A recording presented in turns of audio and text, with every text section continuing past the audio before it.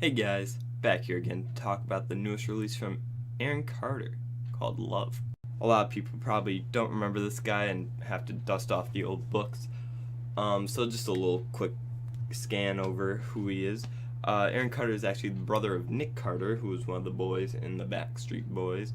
And as of late, Aaron Carter has been on a hiatus, if you want to call it that, from creating new music, with his last project coming out in 2003.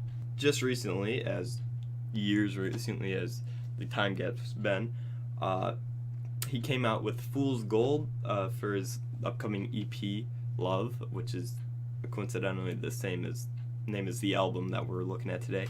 But Fool's Gold came out in 2016, which then led up to the EP LøVë that came out in 2017, which is now snowballed into LøVë the album. So LøVë the album is all the tracks from the EP, along with 9 new tracks and 2 remixes. Typically, producers aren't really credited with being the release artist for many reasons. For example, they don't do all the tracks, or the vocalist is the main center of attention that people are there to listen to. So why would you put this guy on the name of the album when people aren't really there for him? And then the obvious reason, it's not really his music, it's made for Aaron Carter. But this is one of those examples where Lindgren, I'm not sure how you pronounce his name, is the executive producer, does all the tracks with Aaron Carter coming on here and there. And, he seems to be doing all the work here. The tracks that Aaron also produces on, I can't really tell a big difference between those and then the regular Lindgren ones. They all just kind of are the same exact style of just like this future bass.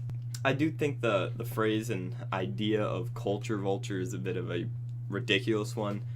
And I remember being taught as a kid how when you're using something from other people, it's kind of like a sign of respect, unless you're doing it in an insulting way. And now it's kind of like, if you do that, you're insulting them, even though it could be out of respect. Like, for example, Drake with his Jamaican stuff, and people calling him a culture vulture, which I don't really think is really right, considering he's using it out of respect and not really out of being rude or anything. But every once in a while, I'll find something that I think just gets a little close, and because I really don't think it's really a culture vulture, but this is one of those few examples where it's so close. Just Aaron really does nothing on the term of production, and Lindgren basically does every single piece of anything interesting on the entire album, and Aaron just kind of does these basic vocals, and to be honest, the production isn't that great in the first place. Lindgren definitely carries the album, but not by much. So off the album, there's the song you might know of, is one from the EP, actually, Sooner or Later, which is a future-based song, of course. And that actually picked up some steam and ended up being moderately popular. But other than that, nothing on the album has really exploded that much. Sooner or Later and all the other tracks kind of have this theme of future bass, which I've kind of been hinting towards now, is that they all sound the same.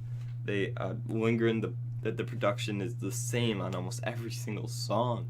There are very few songs, a few that I'll get into in a little bit, that really are a little different, but still keep that main feel. And it's not really the kind of feel where it's like To Pimp a Butterfly, where it's when you're listening to it, you're listening to Pimp a Butterfly. When you're listening to this, it just sounds like you're listening to the same song remixed with a few different lyrics over and over. But to me, this kind of looks like Aaron Carter wanted to fit in as a pop star like he has been in the past, but he kind of, if you've been paying attention to his personal life, and this kind of, I feel like, falls down the narrative of somebody that would have lived his life, wants to be more than just the typical pop star now after all he's gone through. and so he's kind of like looking for an outlet, and well, EDM is kind of the outlet, but he still wants to keep that pop mainstream trendiness, but so he's trying to mesh the two, and it really doesn't come out like it should. What it really sounds like is they're trying to water it down and make it fit towards that narrative, but they don't quite know how to do it, so it's coming out more as just bland future bass instead of mainstream EDM. Sooner or Later is one of the few songs that keeps up to the standard of the regular industry, the top level of industry production. Like, Glenn Green is definitely able to produce good songs, it's just I don't feel like he's still developing and being able to get to that point where he can consistently make them, and Sooner or Later is an example that he can do it, and hopefully not a fluke. But so it is there, it's just not fully there. And then Almost There, ironically, is also a song that has pretty good production on it. It's not really too feature based, it's a bit of a calmer song that has some vocalization that's mixed throughout the drop, and that sounds pretty neat and unique compared to the rest. What Did You Want to Say is kind of what I would wanted the album to more be like. It's one of the more pop songs on the album that really doesn't have a drop. I mean, it does, but it's one of those pop songs that has a drop, but Aaron Carter's just singing over it too, and that's kind of really what hits it with mainstream EDM. So I don't see why they didn't do more of that and less of the big massive future bass drops that just sound rather basic. As for the writing aspect, most of the songs are love songs, hence the album being called Love. And then the two remixes at the end are very unnecessary, actually. The I Want Candy remix, if you're aware what that is, I Want Candy was originally by Bow Wow Wow. Bow Wow Wow. Yeah, I said that right. Back in the 80s. And then Aaron Carter did a remix in the early 2000s, I believe, that became moderately popular. And they kind of remix it like it's a classic. And they got it. And it's like they're bringing back the good feels. But really, it's just kind of a novelty song that's poorly remixed just to the theme of the rest of the album. And then they also perform a Fool's Gold remix by Lindgren, even though he already produced the original, and really it sounds exactly the same. There's not really much different. You could change the tune, I wouldn't really recognize, be like, hey, this isn't the original, this is the remix. I would miss that completely.